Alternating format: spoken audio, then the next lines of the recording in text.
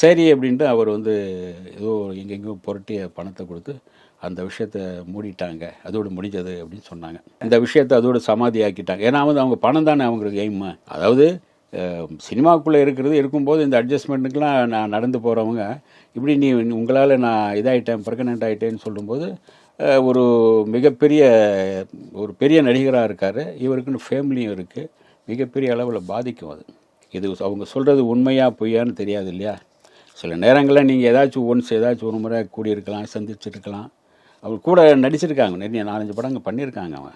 அதனால் அது ஏதாச்சும் ஒரு இது நடந்திருக்கும் இல்லையா. நடக்காமல் இருக்க சினிமாவில் எல்லாமே படி தாண்டாதவங்க இப்படி எல்லோருமே ரொம்ப இதானவங்கன்னு சொல்ல முடியாது. இந்த மாதிரி ஏதாச்சும் நடந்திருக்கலாம். இது நம்ம சைடில் தப்பு இல்லையே, நான் பண்ணியிருக்க மாட்டேன்னு அவர் நினைக்கணும்னு சொல்லலாம். இல்லை ஆதாரம் எனக்கு இருக்குது அப்படி இப்படின்னு அவங்க சொன்னாங்கன்னா, ஒரு பெண் சொன்னால் ஈஸியாக நம்பிடுவாங்க எல்லோருமே. ஒரு பெண் வந்து என்னால் இவரை கெடுத்துட்டாருன்னு சொன்னாங்கன்னா ஈஸியாக உங்களுக்கு ரோட்லேயே போகும்போது நீங்கள் போகும்போது ஒருத்தர் என்னை இழுத்துட்டான், ஜாக்கெட் புளுத்து இழுத்தான், என்னை கண்ணடிச்சான், இல்லாட்டி இடுப்பை கிள்னான்னு சொன்னாலே போகிறோம், உங்களுக்கு 7 வருஷம் உள்ளே இருக்குது. அப்போ அந்த அளவுக்கு பெண்களுக்கு ஒரு இது இருக்குது. இல்லை அவர் வந்து இதை வந்து வெளியே பேச முடியாது. நீங்கள் இந்த விஷயத்தை வந்து அவங்க டிமாண்ட் பண்ணுறது எதுக்காக, நீங்கள் வெளியே கொண்டு வர மாட்டீங்கிறதுனால தானே. அப்படி இருந்து அவங்க என்ன வந்து பணத்தை டிமாண்ட் பண்ணுறாங்க.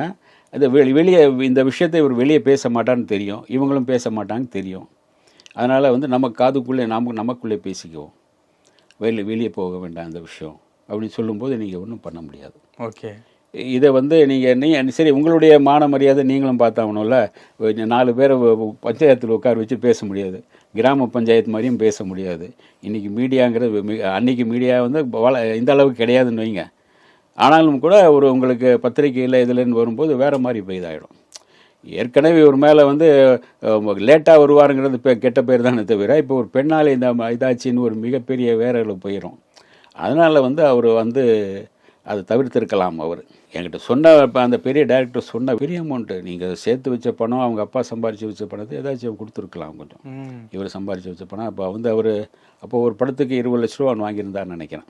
ஓகே, ஒரு 10 படம் 20 படம் நடித்த பணத்தை நல்ல வயன் சம்பாரித்தான், நார வயன் தின்பாங்க அந்த மாதிரி வந்து அந்த மாதிரி அவரை ஏமாற்றி வாங்கிட்டாங்க அப்படின்னு அதுலேருந்து அவர் கொஞ்சம் நொடிச்சு போனார்